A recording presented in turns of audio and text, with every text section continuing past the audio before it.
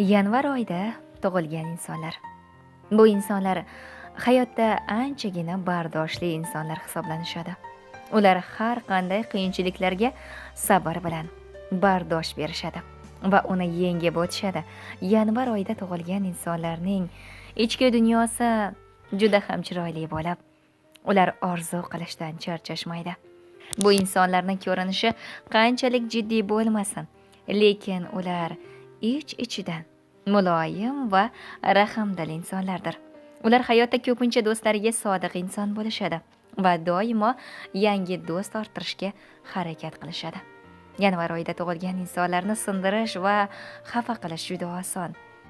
Lekin ular juda tez oyoqqa turishadi va unga qilingan barcha yomonliklarni unutib yuborishadi.